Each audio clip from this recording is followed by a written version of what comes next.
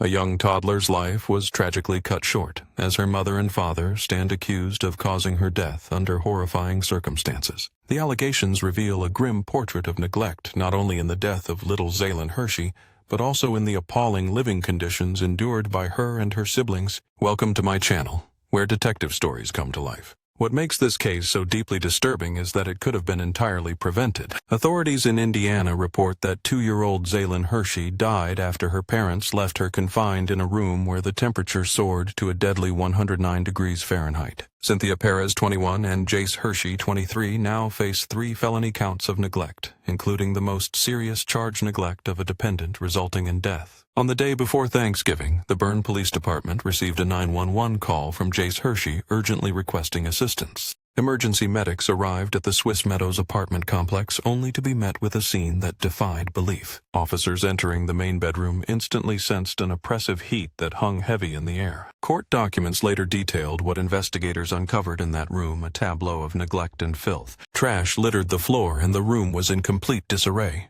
the signs of a household in chaos. On the east wall, a trash bag overflowed with garbage while a soiled diaper lay discarded on the floor.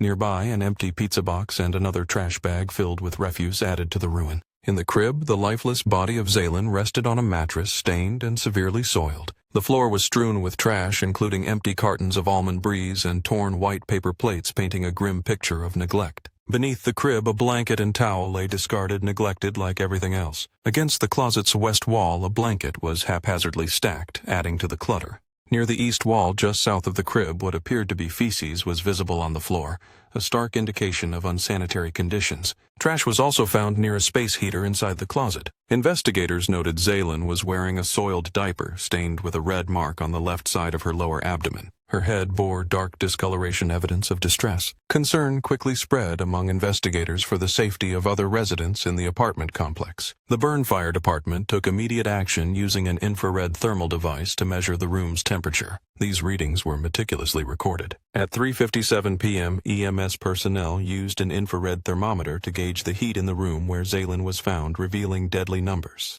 The ceiling registered a scorching 108.3 degrees Fahrenheit. The temperature measured on Zaylin's body reached 108.8 degrees. The crib railing's surface burned at 101.8 degrees. Most chillingly, the deceased's chest temperature was recorded at a fatal 109.4 degrees Fahrenheit. Her forehead measured 108.8 degrees, confirming the lethal conditions she endured. Even the floor beside the crib was dangerously hot at 96.8 degrees. While still at the scene, Cynthia Perez asked to be taken to the hospital. Before she could leave, police questioned her about the tragic circumstances. Under interrogation, Cynthia revealed that Zaylin had been placed in the crib inside the closet at around 7 p.m. on Tuesday, November 26, 2024. A space heater had been turned on inside the confined closet, whose door was nearly shut tight. The closet itself measured roughly 6 feet by 8 feet. Cynthia admitted she awoke the next day, Wednesday, November 27, 2024, around 12:30 p.m. Both Cynthia and Jace Hershey were home that day, yet neither parent checked on Zaylin until after 3 p.m. The autopsy confirmed the cause of death was hyperthermia.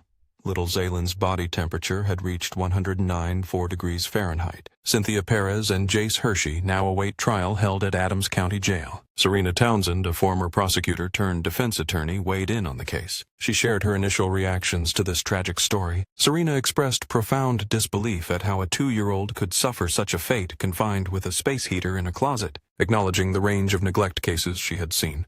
Serena insisted this was the most extreme form. She noted that any parent aware of the dangers posed by space heaters would never put their child in such a perilous situation. The charge of neglect of a dependent resulting in death carries a prison sentence of up to 40 years if the parents are convicted. Serena questioned why Zaylin, the middle child, was confined to the closet with the heater, while the other children were not. She described the apartment as a disaster zone, filthy and strewn with pizza boxes where the other children suffered from lice. She emphasized the parents' failure to check on their child sleeping through the day as tragedy unfolded. Serena was left horrified by how this little girl met her end. When authorities entered the home, the scene was one of utter neglect.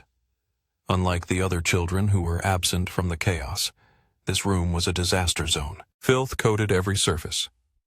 Police reported that the other children suffered from lice infestations, a grim sign of prolonged neglect. Pizza boxes were strewn carelessly across the floor, adding to the squalor. The entire place was trashed while the parents remained asleep through the day, indifferent to the welfare of the child. Though officially ruled as hyperthermia, meaning she died from overheating, the circumstances suggest a deeper tragedy. She was only 2 years old, helpless, and unable to save herself from the torment she faced. In those final moments, there was no one to protect her. This case reveals a grim reality as the suffering extended beyond her brief life, casting shadows over her surviving siblings. The neglect was not an isolated incident, but a persistent pattern of abuse. The home itself.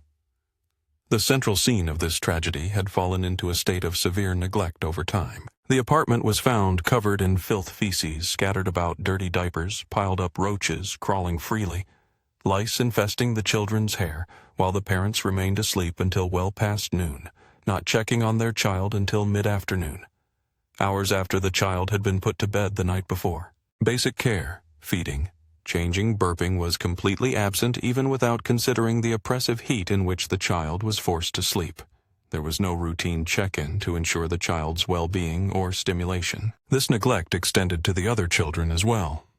They were trapped in what can only be described as a torture chamber, disguised as a home. The question lingers: what was happening with these parents to cause such prolonged neglect and extended periods of sleep? While the exact duration of their sleep or their statements to law enforcement remain uncertain, the truth remains elusive. Their claims might be truthful, or they might be fabrications, yet they admit to not checking on their child. How is it possible to sleep for so long, ignoring the needs of your own children? They now face charges for neglecting all 3 children, with the tragic death of Zaylin hanging heavily over the case. What was taking place within the walls of that apartment, unnoticed by neighbors or authorities? Behind closed doors, horrors unfolded.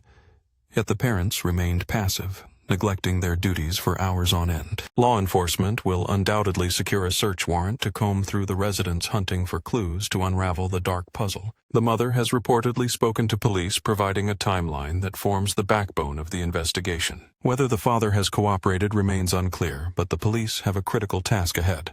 Their mission: piece together the final 2 years of this child's life through evidence found within the home. Questions arise: were drugs present? Were the parents intoxicated? The investigation aims to uncover these truths. Officers will assess the parents' condition, their speech, appearance, and odor. They will search for paraphernalia indicating substance abuse. A meticulous sweep of the home will reveal the environment in which these children lived. Drugs, alcohol, neglect, all factors to be uncovered. This investigation is vital. The evidence collected will form the foundation needed to secure a conviction beyond reasonable doubt. At this stage, only the police can uncover the full truth behind the conditions endured by these children. Meanwhile, the possibility remains that the parents are fabricating their timeline, attempting to hide their culpability. But this deception offers no salvation. The damage has been done. There is no winning here. They have inflicted unbearable torment on their children. These children lived and died in a hell of their parents' making. The police will undoubtedly uncover enough evidence to ensure justice is served. Photos circulating online show moments where the parents appeared happy with their children, as though love existed beneath the surface. One image at least portrays a facade of affection. Yet behind the smiles lies squalor. A 2-year-old locked in a closet, confined to a crib, heated by a space heater, an environment both dangerous and cruel. Such neglect defies understanding. Even in cold weather, this is inexcusable. Space heaters, especially small models, can heat a confined space rapidly, turning it into a deadly oven. This chilling reality explains the child's tragic fate. The horror lies in knowing this little girl was essentially baked alive. Her body temperature reached 108 degrees, an unfathomable and lethal heat. Mothers are warned to act urgently when a child's fever reaches 102 or 103 degrees. This was far beyond that threshold. Especially for a toddler, this is catastrophic. A temperature like that is unheard of. It is the equivalent of being in an oven. This case is a puzzle of neglect pieced together by a chilling pattern. If everything else had been normal, it might have been one tragic accident. Social media painted a different picture. Neighbors described them as caring parents. The siblings appeared clean and free of lice. The home was reportedly tidy.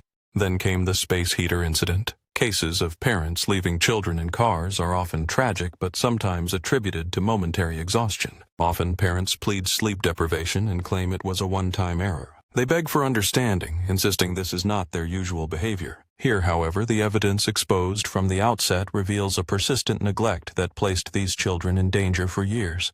While the parents maintain innocence until proven guilty, The weight of the evidence is mounting. The case may proceed to trial. Whether it will or not remains uncertain, yet the evidence uncovered so far paints a stark and troubling picture of the events. In my experience covering similar tragedies, there have been instances where parents left children alone overnight with space heaters leading to comparable outcomes. The horror and tragedy of such incidents are undeniable. After consulting with legal experts in Indiana, it appears this case carries the most severe charge available to parents under these circumstances. Indiana law offers no homicide charge fitting this situation, making this the gravest accusation possible. While the principle of innocent until proven guilty stands firm, the prosecution's choice of charge seems appropriate.